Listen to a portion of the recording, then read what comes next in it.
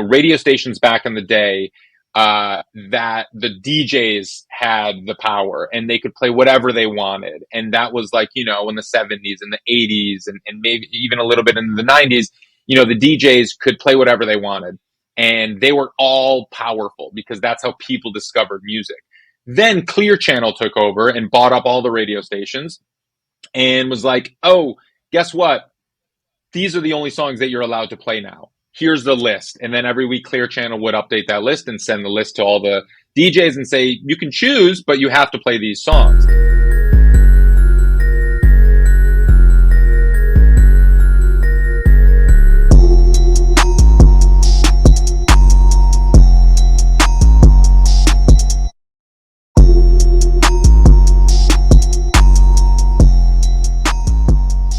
All right, today we are joined by Ari Herstand, who is the author of his new book that's coming out, How to Make It in the New Music Business. He's an artist himself, and I was lucky enough to be a guest on his podcast a couple months back. So, Ari, it's great to have you on. And congrats on the book coming up. Yeah.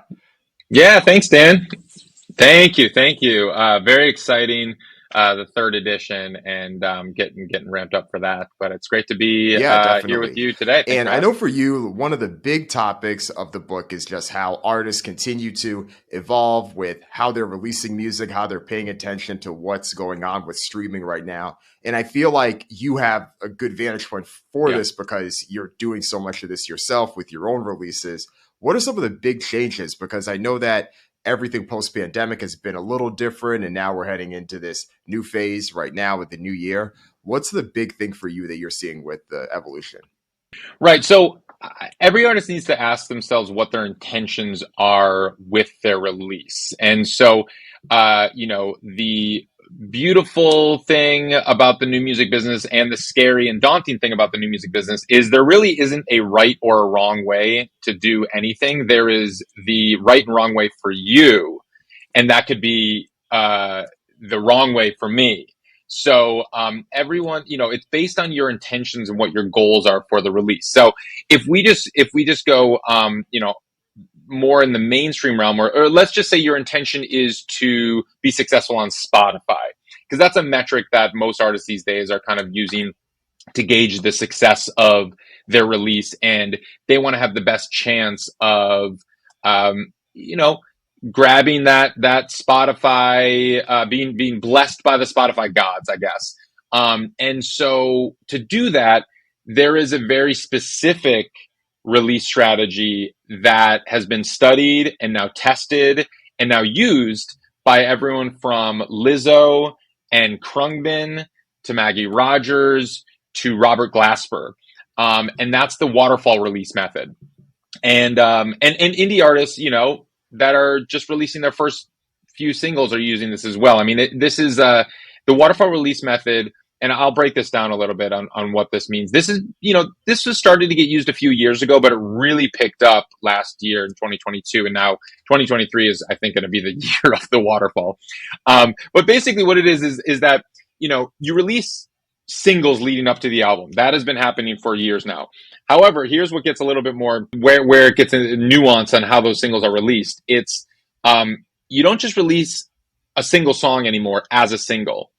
You release your first single, one song, and that's just the one song released, one single. Now your second single is the new song is track number 1, and the previous single that you released is track number 2. So it's technically your second single, but it's kind of like a 2-song album if you really go that way. If you're queuing it up, if you're an artist, because artists ask me this all the time, it's like, well, how do I do this in my DistroKid backend or whatever? Like it's a 2-song album, and the way that the streams maintain for the previous single, and that you don't lose your playlist inclusion and all that stuff, is you use the same ISRC number.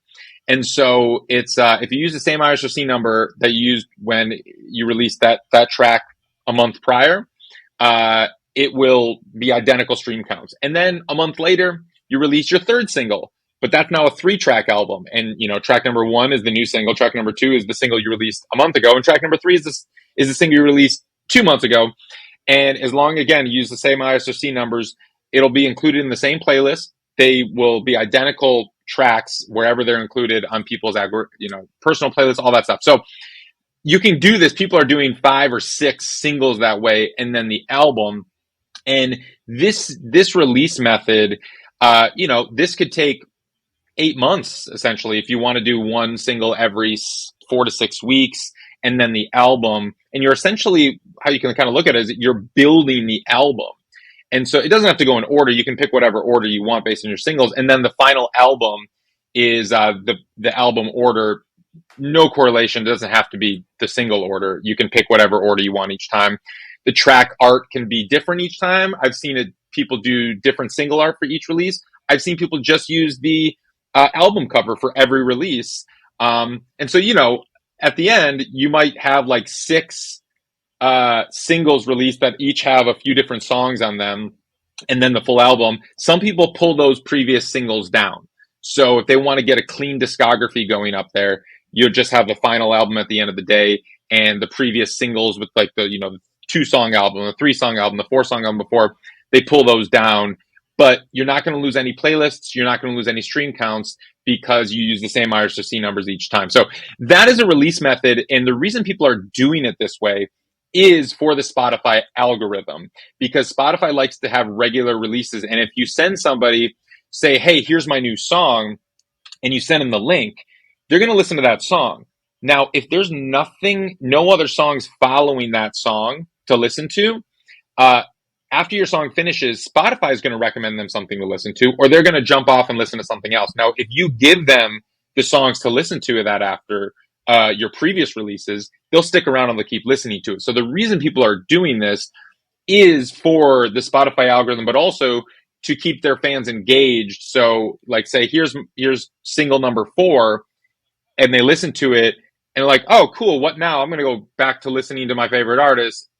Unless you have singles 3, 2, and 1 also there. I'm like, oh, I'll just keep listening to the other songs on this essential playlist. You think of it whatever you want. A 4-song album, a 4-song single, a playlist of your new singles, however you want to think of it.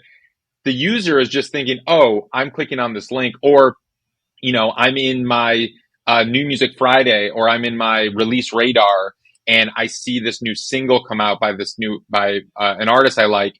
And then Spotify is going to start to recommend those songs through the algorithm. And the best thing about continuing to release and the waterfall method is like those previous singles stay included in release radar. So this is like what has been figured out by labels and managers and artists over the last few years, and based on what Spotify wants to see and basically what they're being rewarded for with the algorithm from Spotify. I think a few years ago, everybody was chasing the playlist editors and were like, oh my gosh, if I can just get included in the hot, Rap Caviar, then like I'm set forever and whatever.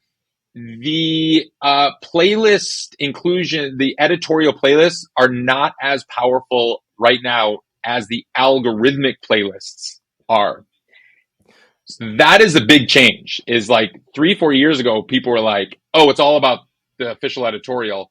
Now you want to trigger that algorithm, because that is now personalizing every single user's playlist based on what Spotify thinks that user likes to hear. And you want to get your songs included in that.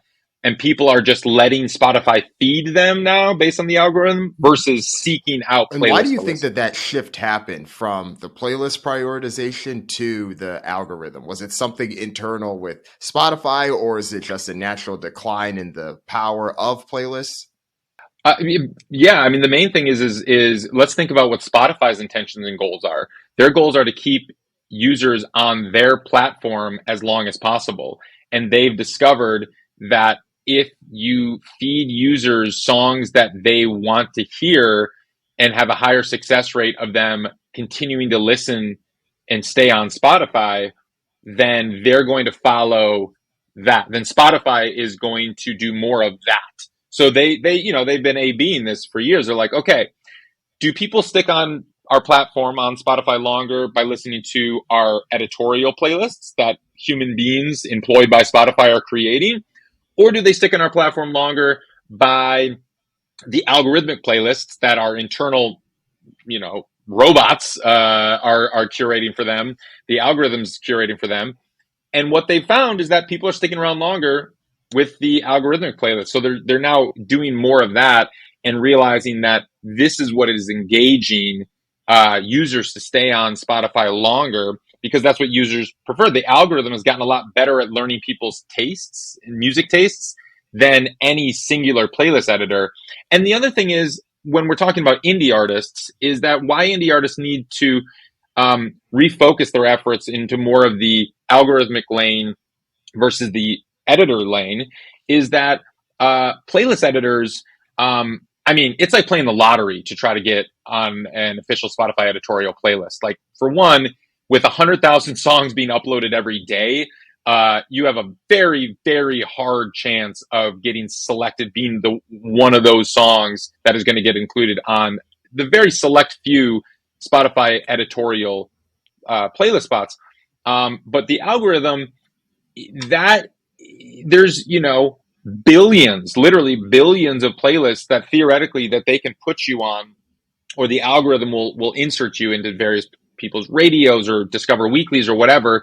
You have a much better chance of getting there. And then if users respond well to your song there, meaning you pop up on someone's Discover Weekly and they click save, I like this song, I want to hear more of it, and they don't skip it, that sends signals back to the Spotify algorithm like, oh, this song is performing well. Let's try it in more algorithmic playlists. Let's try it in more radio.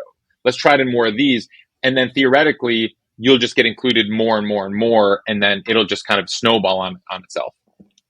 Yeah, I think the algorithm getting better, that point you mentioned, is likely one of the big drivers of this. Because if I think back to the days of, let's say, like the mid 2010s, the algorithm still felt a bit similar to those old Pandora algorithms where Right. after the seventh song, you start hearing the same thing over and over. And if you're comparing that to, let's say, what Tuma Basa was doing at Rap Caviar at the time, then of course, yeah, I think Tuma is going to be the better curator of what you have. But if you're shifting things to now where these algorithms just get better and better and better, then, and I think as well over time, a lot of the playlists also a bit had that allure. There was a bit of the, oh, this is the new radio, this is this. But then, yeah, when the playlists get better and better, even as a Spotify user over time, you can see that, okay, they do have a better sense for where things are. So naturally, it did shift the behavior. And I think you kind of saw this more broadly with, outside of music as well, with movies or TV shows and other things. I think the algorithms do get better over time.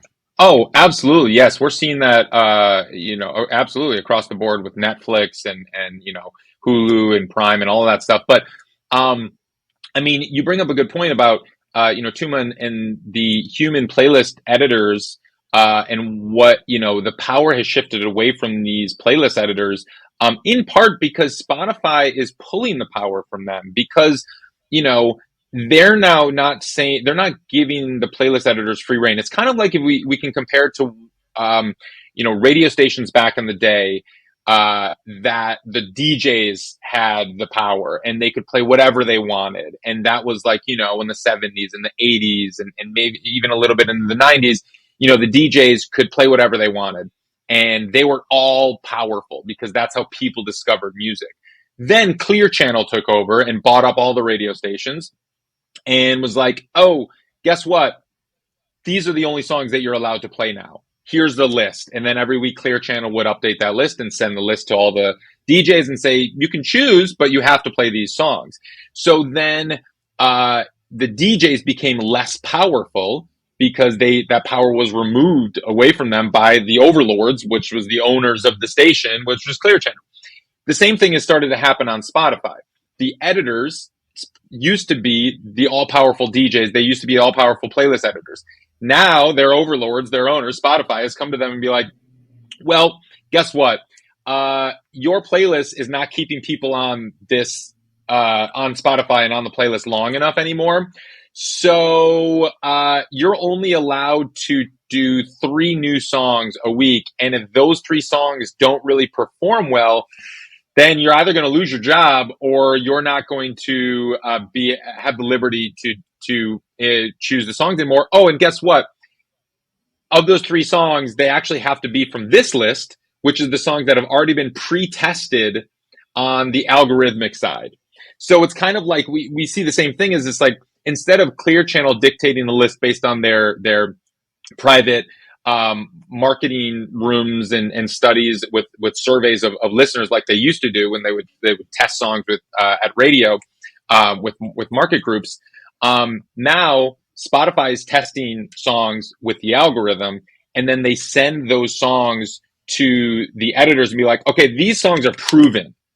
So, when Tuma was selecting the song for Rap Caviar, he wasn't most of the time. I mean, maybe he was at the start of it, but as it got later on, and what's happening with today's Todd Pitts and with Rap Caviar and all of them, it's just not one person anymore that's choosing. I mean, when Troy Carter was at Spotify, in kind of in charge of a lot of this, he said this, and this was, mind you, 4 or 5 years ago. This was happening then. It's like with those big playlists, they weren't allowing the edit. He's like, it's no one person that is deciding this. It's these songs are tested, and then we decide that it's going to go into those big playlists. But now that's happening on every playlist, top to bottom.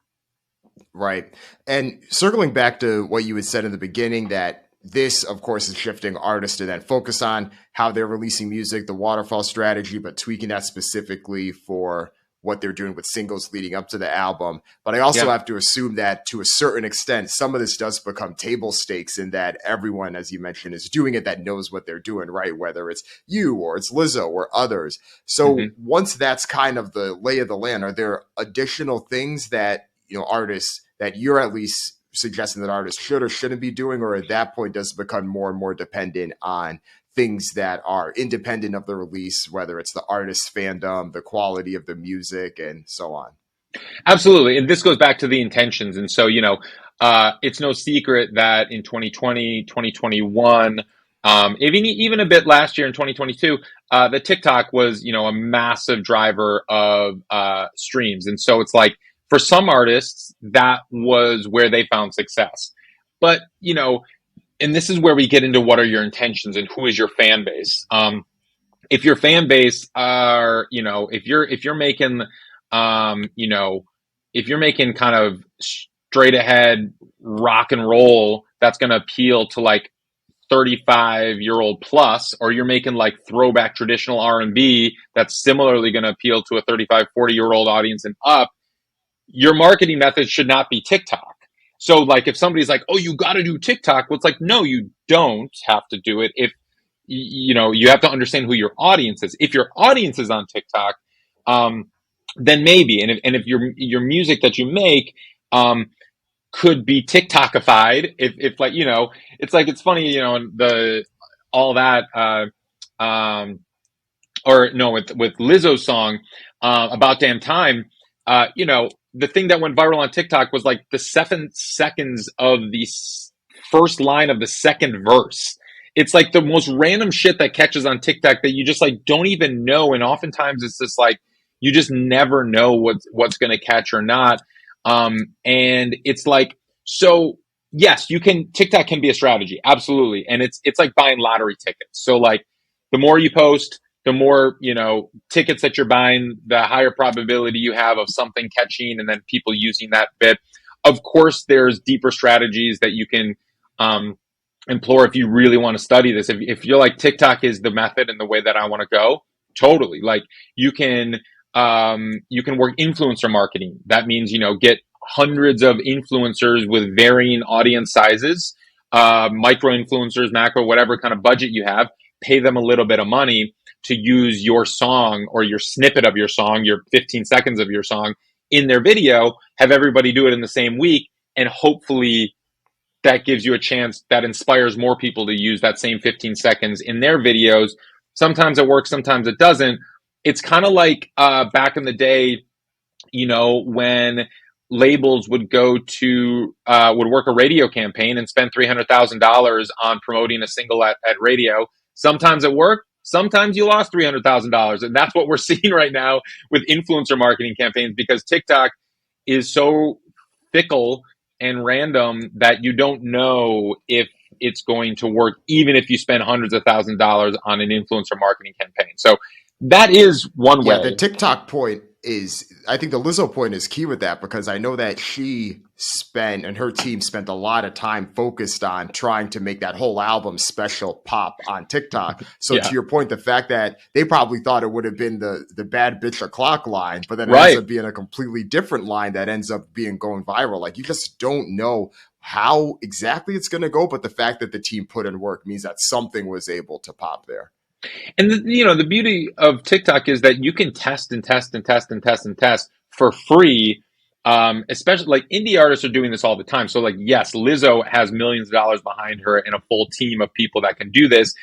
I'm seeing this with indie artists doing this all the time where they're just testing on their own. They'll post a few videos a day or a week or whatever with different snippets of their line, of their songs rather, and seeing which ones respond best. And then like, oh, okay, it's this part of the song. Like, if they were Lizzo, they'd be like, oh, it's the first line of the second verse responded better than the other previous 15 snippets that I posted over the last 3 weeks. So let me do 10 more videos of just that first line of the second verse and see if it was a fluke or if this is actually, if I'm a pattern that I'm onto something. And then like, oh, that is what's connecting. And like, oh my gosh, 20 people just posted videos using the first line of the second verse. And they're like, all right, let's keep doing that. And then you kind of, this is how you discover what works. It's just trial and error. Whether you have a label of 20 social media experts doing this and $1 million behind it to like throw gasoline on the fire by hiring influencers to do this, or it's you yourself and your best friend in your bedroom figuring this out. It's the same strategy. Yeah, that makes sense. And especially with the fact that indie artists can tweak and it is free to essentially to tweak on TikTok. But Mm-hmm. I'm curious to hear your opinion on just how the indie artist specifically can have the ideal team structure. Because, like we said, on one end, you have Lizzo, $1 million behind you. On the Yeah. other end, you have, yeah, it's you and maybe your friend can help you do this. But somewhere in the middle is that successful indie artist that doesn't have the major record label resources, but is still tweaking things. So even if we think Yes. a bit more broader than social media, what does that team look like? Like maybe even for yourself, like what does that team structure Yeah. look like to make sure you have all the pieces in place to run a successful indie business? Totally. I mean, it's a great question, and I talk about this in the book.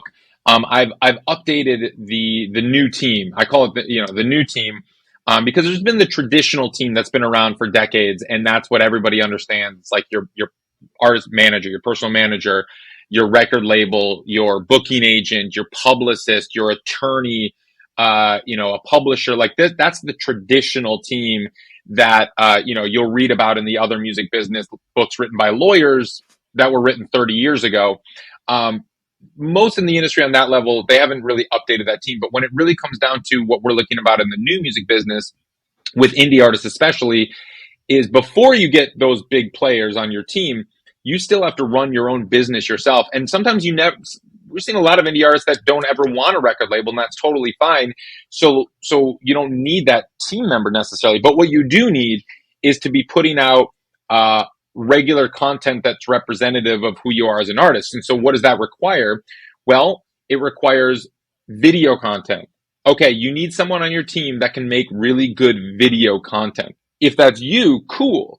But sometimes it's not the artist. And so having someone on the team that's good at video, videographer, whatever, an editor, that is a key member of the new team that is extremely necessary. Same with a photographer. It's really important to kind of have regular, new, high quality photos or any kind of photos, whether it's your, candid photos when you're around, when you're on tour, photos from the stage, from behind you, with the audience there, showing what you're about, promo photos, press photos. So, like a photographer, it doesn't need to be a full time member on the team, but I think doing regular photo shoots and having people that are regularly pumping out photos. And again, it doesn't need to be as formal as like a record label or a team member like that. It's like, oh, you're my best friend. You have a new iPhone and you're really good at taking photos. Let's like take a lot of photos all the time and continue to post them. And that counts too. Um, you know, and same with like a designer, like a graphic designer.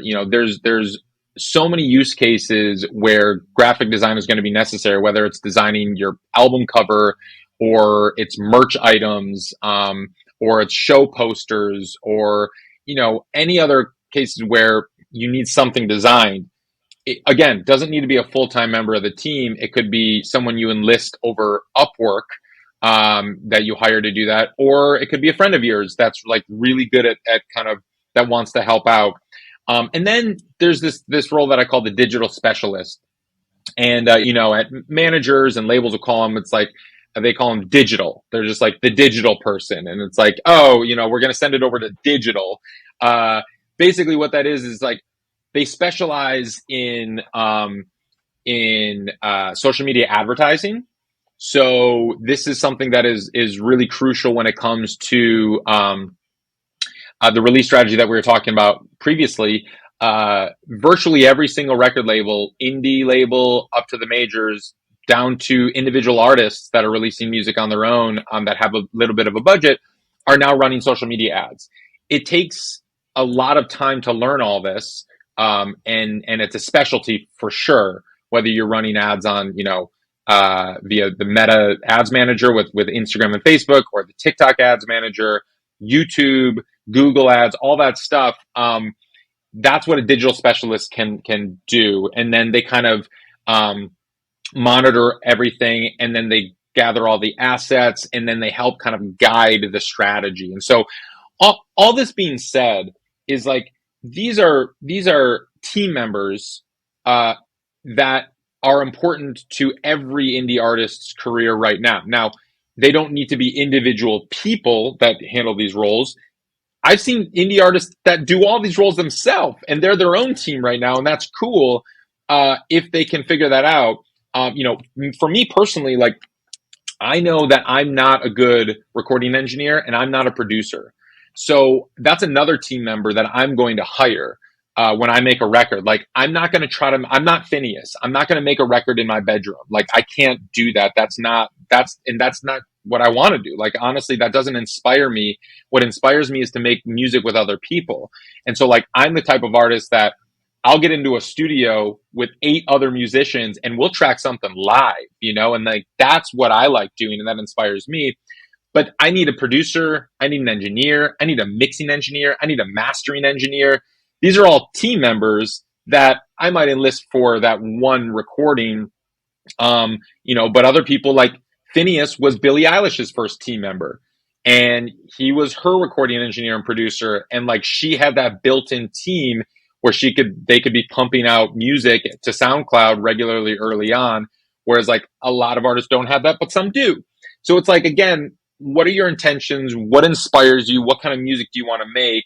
But there are certain roles that can be filled by either your brother in the down the hall in the bedroom, or by someone halfway around the world on Upwork.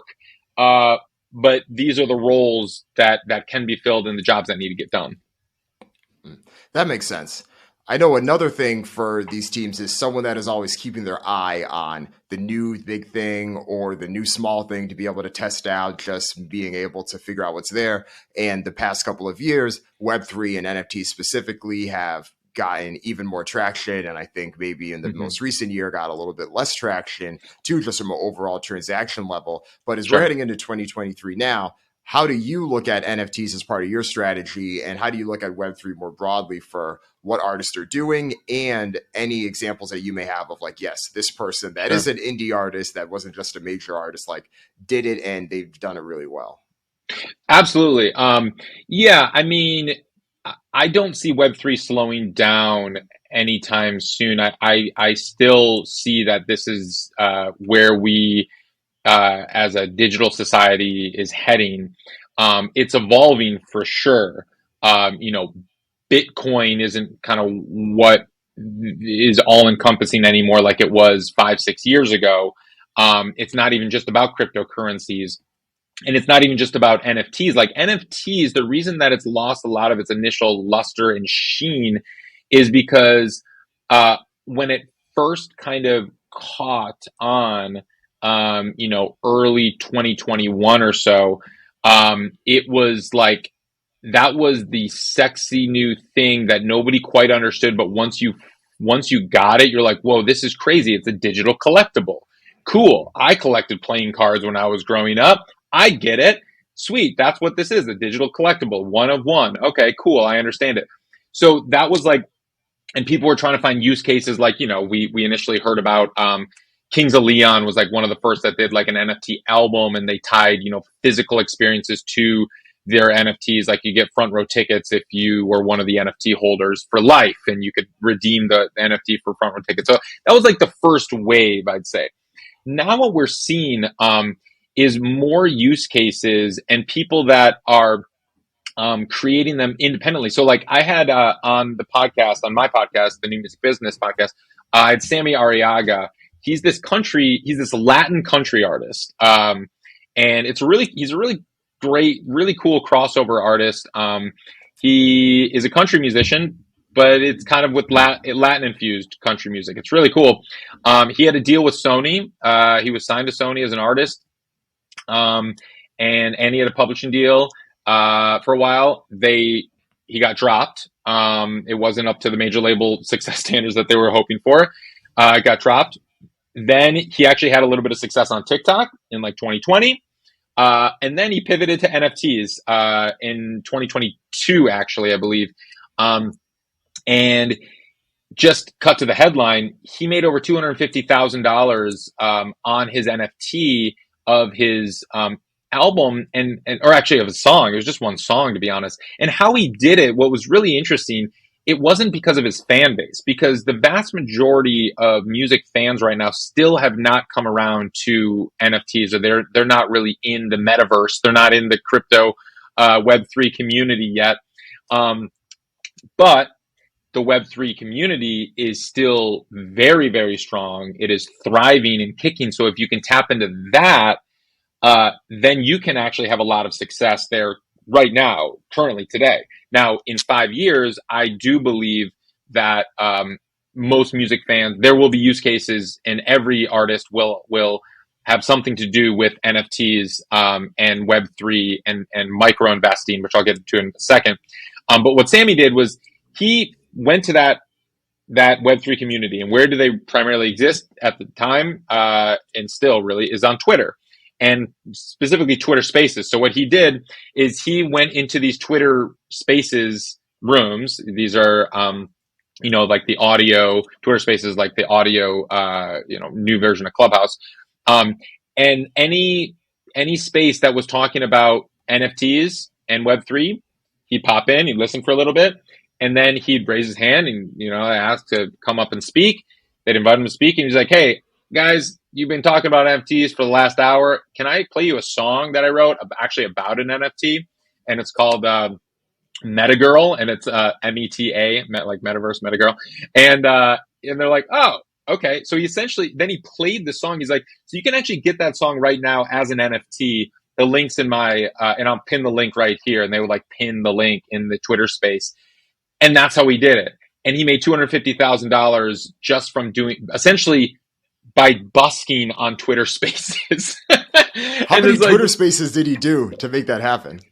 It was a lot, because some had 100 people, some had 1,000 people, some, but he did it for a while. And like, that's a way, that's not a scalable method necessarily that I'm encouraging people to like go busk on Twitter Spaces and make an NFT. But he was able to do that, and by finding that community. Now, Verite is another indie artist. She was one of the first to kind of start experimenting on NFT platforms and selling NFTs. But what she also did early on that we're now starting to see more widely adopted was she not only would release NFTs tied to her songs, but she would tie royalties to the NFTs, meaning you don't just buy an NFT as a digital collectible that you're hoping to resell and make a little money on. You're actually buying a percentage of ownership of the song, or like of royalties, I should say, of the song. So like she at one time, auctioned off, I guess, and it was through a blockchain platform. I believe she used Royal at the time, which is Nas's platform. She like gave away 40% or sold 40% of one of her songs to people. And so you could buy whatever percentage you wanted, and it was valued at a certain level, and then you could buy that. Now, those platforms are starting to pop up. Like, I'm on the advisory board of one called Label Coin, and they're a new platform that started by a booking agent, Mark Miller, who I've known for years. And he approached me. He's like, "Hey, here's what we're doing," and it's essentially it is the same concept. It's using blockchain technology, but essentially being able to sell a percentage of royalties for your song. So you could theoretically like say, I'm going to sell 50% of the royalties of my song, and to 1,000 people. And so you could buy like, a 0.5% or 0.25% or a small percentage. It's like buying stocks essentially. It's like, it's like the Robin Hood for music. And so we're starting to see that. And the blockchain technology just gives, it's just it's just a technology that the whole infrastructure is built on, because it's just more streamlined that way. And so like what we're moving to in the future, when these platforms like Labelcoin and Royal and the others like really start to break into mainstream, is the fans aren't going to think, oh, I have to learn cryptocurrency and I have to get a wallet and buy some ETH from the Ethereum and buy some Ether and like buy like that is the heavy lift, that why it prevented so many people from getting into NFTs. And like, I have to learn how to do this and pay gas fees and blah blah, like all the shit that it takes hours and hours and hours and hours just for one person to buy like one NFT. It's like, we're going to Yeah. move away from that. And it's going to be like a fan is like, oh, I'm going to get 10% of the royalties of Ari's new song. And it's done in 10 seconds. And like, Yeah, they it don't needs to even be as know. easy as Yeah, like buying something off of Amazon, right? Like it needs to absolutely. be instant. And I Yes. think that I agree with you. I think that was probably one of the biggest gaps for a while. There was all these things, and some of it I think is natural with any new technology. There is an adoption curve. It's always going to attract the enthusiast, which at least in this recent era congregated mostly on Web3 corners of Twitter, and we're discussing things. So I think it's really smart, for artists to jump in on Twitter Spaces the way that they did. But it was really interesting to hear that in a lot of ways, yeah, they weren't even reaching their like diehard fans. They were just reaching people that were interested. But that said, I think so much of this rings true with something else that's a concept in your book, the pyramid of investment. And I think I Yeah. look at this a lot of ways almost like a inverted sales funnel, if you will, just in terms of building awareness, the decision, intent, and then actually getting people to act on it. And knowing that you can obviously generate revenue at each level of those streams. But NFTs, especially if they're used the way that they could, is something that does sit at the tip of that pyramid. It's not going to be everyone, but it is something to monetize the diehard fans that you have. But even there, you can adjust where it sits based on what you price it, how many drops you have, and so many other things. Absolutely. Yes. The pyramid of investment, this concept that I have in the book, I'll just kind of break it down a little bit so people understand. It's like, you think about it, this is financial investment. I also have a pyramid of engagement, which I'll get into in a second. But with just investment, at the bottom of that pyramid, we have the people that don't really spend any money on you directly. They might stream your song. They might stream your music. You might make a little bit of money from what their actions that they're taking, like they're streaming your music, but they're not like spending money on you directly. So that's the bottom of the pyramid, and that's where the vast majority of the music fan audience listenership lives, just across the industry. But as we go up the pyramid, then there's like those that might attend your live stream and like tip you over that, or they might just like tip you here and there. And in the digital realm, sure, it's a live stream, it's on Twitch, or it's whatever. Or like, they can tip you in real life or something. They're going to your shows and they'll tip you. So it's like the tippers essentially. And then you go up a little bit higher, the people that are actually buying tickets to your shows. Now this is that tier higher. They are actually directing money directly to you, and they're coming to your concerts. They're your ticket buyers, your concert goers. Then you go up a level higher, they're the merch buyers. They're the ones that buy merch at those shows, or buy merch online by your store or from your Spotify profile or whatever. They're buying merch directly from you. They're like, I'm a real fan, I want to buy the merch. Then we go higher, And then we're into that category of fan clubs, crowdfunding campaigns, investment, NFT 3.0, Web3, that whole realm of like, I'm like such a big fan that if they're on Patreon, I'm going to be their patron. If they're running a Kickstarter, I'm going to back their Kickstarter. If they're selling a percentage of their royalties of their new song, I want to buy that. And then at the very tippy top of that, it's kind of a little bit of that too, but it's like those that are buying the VIP packages. So it's kind of like a combination of it all. It's like that. Am I going to, I go to the show and I spend the $250 for the, to attend sound check and get the merch package and do that whole thing. So it's like that's all at the top. So you think about this as the pyramid of investment.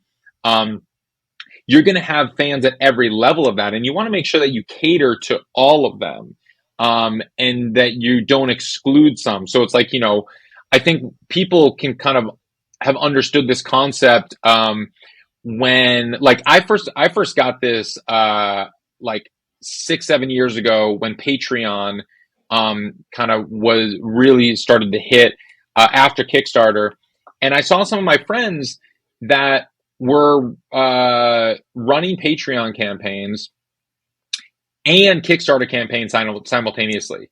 And to me, that seemed counterintuitive. I was just like, wait a minute.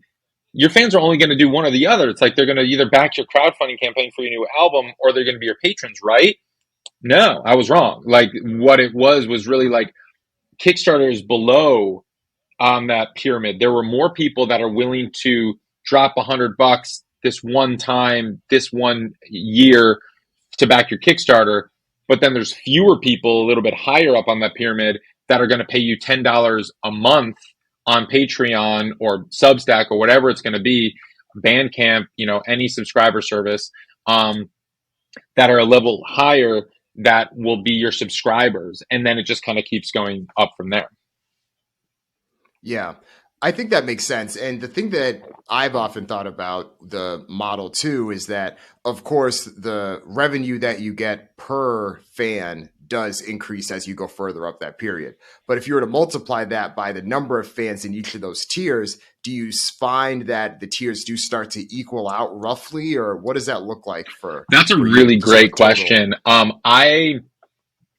I haven't I don't have any data to back that up, but that's a really great experiment and something that should be studied. I think like an artist that kind of, yeah, I'm gonna work on putting those numbers together. That's a great idea. It's kind of like along the lines of the thousand true fans concept, where this concept is, they say that if you can get 1,000 people to pay you $100 a year, um, every year for the rest of your life, the rest of your career, now you have a career, and that's all you really need is 1,000 people to pay you $100. However, if you break that down a little bit differently on the pyramid of investment, you don't need 1,000 people to pay you $100.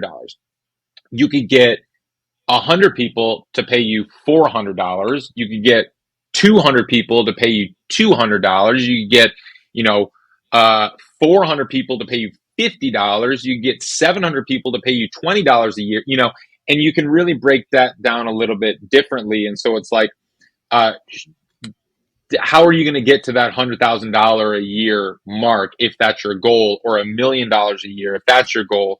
And all these fans are going to fall somewhere. All this money is going to fall somewhere on that pyramid of investment.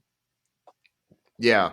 I think about it this way too, maybe from like an example perspective. Let's look at someone at the top, look at someone like Beyonce. I could see her, I would need to do the math, but let's just say ballpark speaking, she gets $30 million a year of revenue from her music, right? Purely from streaming. Then I could also see her getting $30 million a year from, let's say she does a few concerts that year or a few special one-offs. She could also get $30 million a year from doing 2 private shows or performing at a wedding or something like that, or performing at an Uber private event. So each of those things can equal that amount. But yeah, I think that way to break down the 1,000 true fans, I think, is important too, because I think when that theory came out, Kevin Kelly's, I think it was back in 2008, he put it out. It made a bunch of sense, but I think for most people putting things out, yeah, even that requires a bit of segmentation there. So It's Definitely. fascinating, and I'm sure so much of this is fascinating for you as well, because I feel like you kind of have two examples of this with the businesses that you're running. You have Ari Herstand, the artist, and you have Hmm. your own um, pyramid of investment. You also have your business of this podcast, the courses, and the Hmm. book as well. And for you, I'm sure, I know you have a team that helps with each of these things, but do you look at it any differently between the two? You know, yourself as a educator that is sharing this information combined with yourself as the musician. Yeah, I mean, my absolutely. Like, I think, why people have responded to the Ari's Take business and my book and Ari's Take Academy and the New Music Business podcast and all the stuff that like I do on the music business education front is because I am a musician. I have that musician's empathy. I've, lived it, am living it. And it's like, I understand how hard everything is. It's like, um, I'm not just saying it to say it, like, and because I read it somewhere, like, I'm living it. I'm interviewing people that are living it. I put on two different hats. Like, I look at myself almost now as like part journalist, and like kind of, in the lane that you're in, where by interviewing more people, we learn more, and that's great. Like, I know my perspective can be everyone's perspective can be limited to their own experiences. So I try to widen my experiences by widen my information base by talking to more people. So the whole point of the podcast, honestly, uh, was just to talk to more people, smarter people than me that are doing bigger things and more successfully than I was doing. So I could learn from them and then share that information. Like, I've always interviewed people from like Ari's Take and writing for other publications. And I then made the podcast. I was basically just making those conversations public. With my own music career, the intentions have shifted. Like, when I started Ari's Take as a blog 10 years ago, I made 100% of my money from my music. I was like a full time artist, touring artist, releasing music, all that stuff. Like, touring most of my year, going on plenty of national tours. Um, the intentions have shifted when I've realized where I can be most useful and necessary. So, like, I don't tour anymore.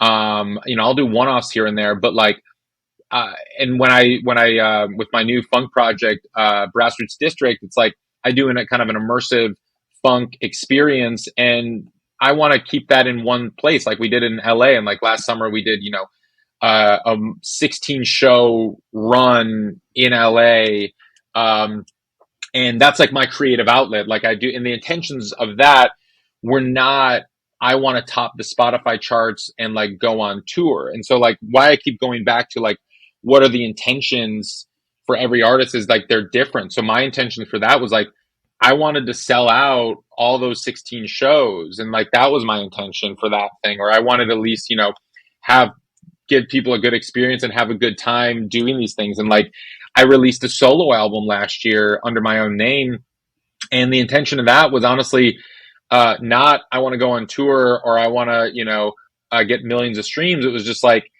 I went through a breakup and I needed to write these songs and release them for my own mental health and just like honestly just for my own well-being to like get these songs out there. And people connected with them, and that was wonderful. And like I heard from tons of people that really resonated with the songs, and like that was something that gave me some perspective too. Is it's like my focus right now is not making a living just from my solo singer songwriter project like it used to be.